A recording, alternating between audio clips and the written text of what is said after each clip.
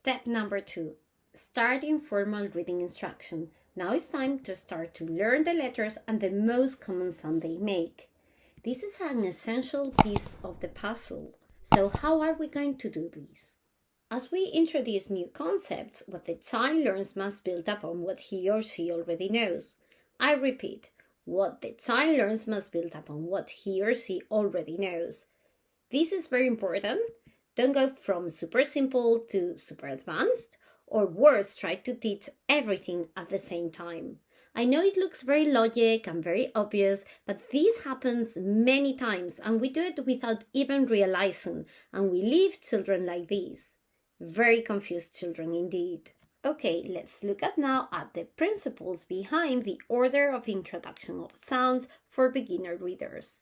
Instead of going in alphabetical order, we start with the most common sounds in words first. This is a suggestion of an order that we could use, and by the way, you'll find it on the book How to Teach a Child to Read from Scratch Step by Step. However, it's not the only valid order. In fact, different phonics programs use different orders. The key takeaway here is to make sure that we're using an order that is logic and makes sense, and that we have a system to make sure that we cover all the sounds in a sensible way. What's extremely important though is that as we're teaching all of this to our children, we are making sure that we're teaching letter names and letter sounds at the same time. So say this is the letter A and it makes the A sound. This is the letter B and it makes the B sound, and so on and so forth. And it is also very important that we make sure that we are not adding the sound at the end of consonants. This is a very common habit and it is going to cause many problems down the road. Many people, including me in the past, make this mistake because actually this is how most people were taught the letter sounds themselves. So if you have this habit, my suggestion is to stop it as soon as possible. So for example, for the letter M, the correct sound is not ma. And for the letter R, for instance, the right sound is not ra. Okay, so we know the principles, we know what to do and not to do, but what strategies can we use to teach the sounds? Unfortunately, there's no magic bullet when it comes to learning the sounds, and I cannot really tell you how long it's going to take your child or a student, but there are certainly some things that we can do to speed up the process. One of my favorite things to do is taking the full immersion in language approach. In short, this means that as you go along your daily life, you take any opportunity to remind your child about the letters and see if he or she can remember the sounds these letters make. Labels in food, signals in the street, a letter in the mail. Letters are really everywhere. Point to them, talk about them, get your child curious and interested in them. Other strategies that we can use to teach the sounds are using songs and music.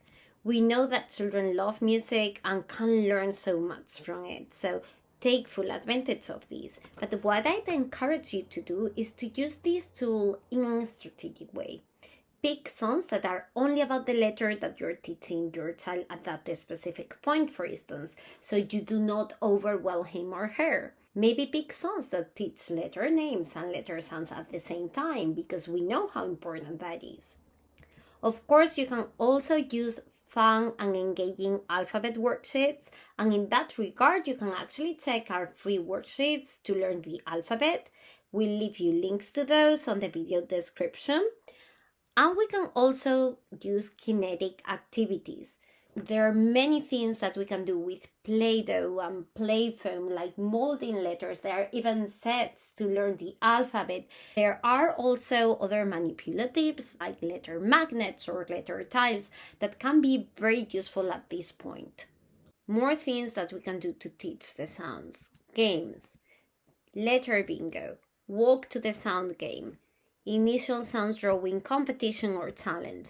You'll find more details about these games and ideas on the book How to Teach a Child to Read from Scratch Step by Step. Do you think your child is ready for more formal reading instruction? Do you think he or she can make it through a 5 to 10 minute sit-down lesson? Great! If that's the case, I recommend you watch this video on the channel. I think it's called something like Learning the Letter B.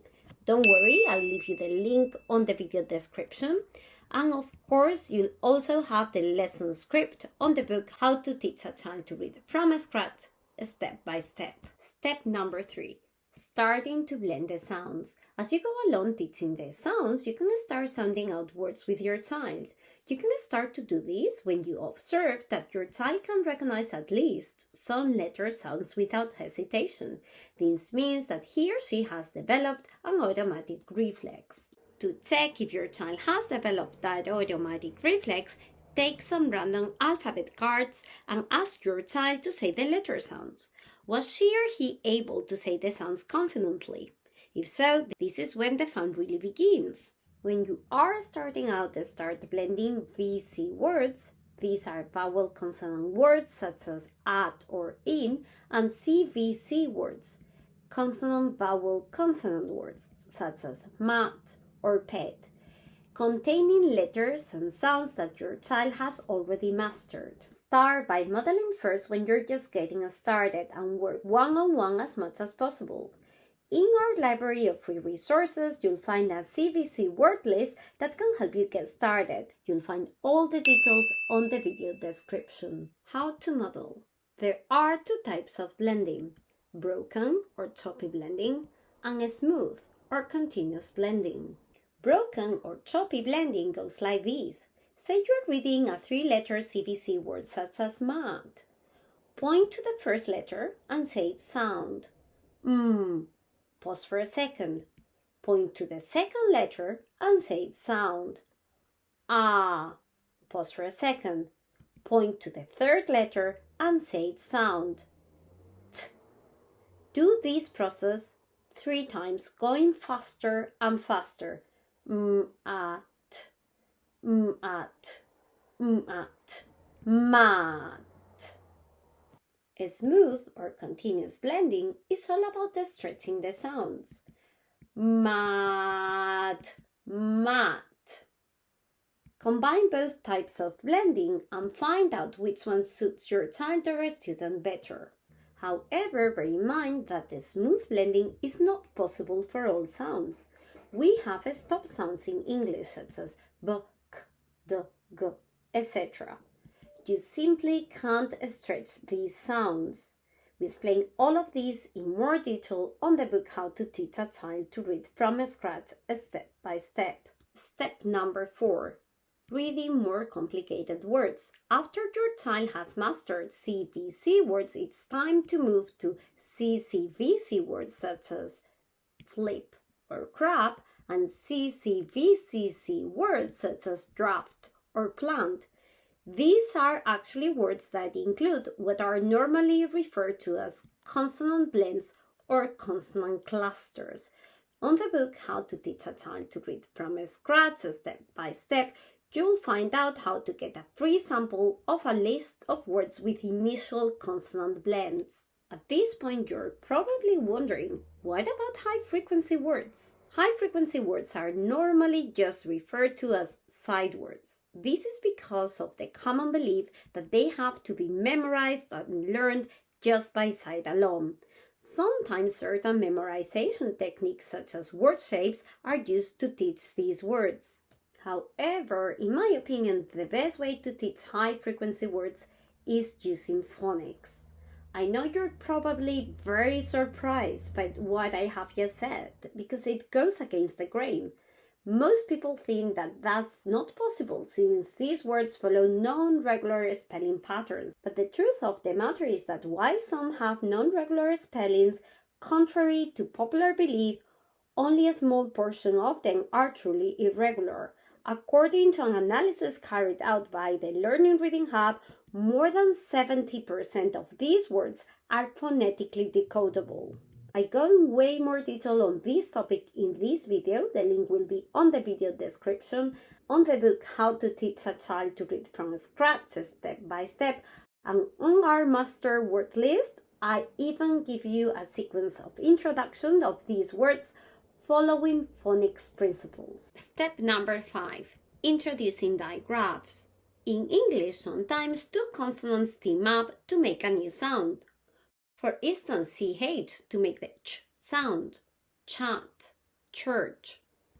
SH to make the sh sound, shop, ship. This is what makes these digraphs different from consonant blends. In consonant blends or consonant clusters, these consonants keep their original sounds. Listen how in crab, spade, and drink, these consonants keep their original sound. When you're first working with digraphs, it is pretty likely that your child or student will aim to sound out each of the letters that form these digraphs individually. For instance, with this word, your child might be attempting to read the word like this: k, ha, a, t. This is normal and a good sign of his or her blending skills. Our objectives here are twofold: that the child familiarizes himself or herself with the sounds that digraphs make, and that the child starts to see these letters as a whole rather than as two separate letters. To achieve these objectives, there are certain strategies that we can use. For example, at the beginning, present words with digraphs like this. As you can see, the digraph is completely separated from the rest of the sounds. Cover A and T in chat, so your child can really focus on the ch digraph. Underline digraphs in words as a reminder that these two letters go together. More details, more ideas on the book How to Teach a Child to Read from Scratch, Step by Step. This video is a fragment of a longer video in the channel. To watch the entire video, click here.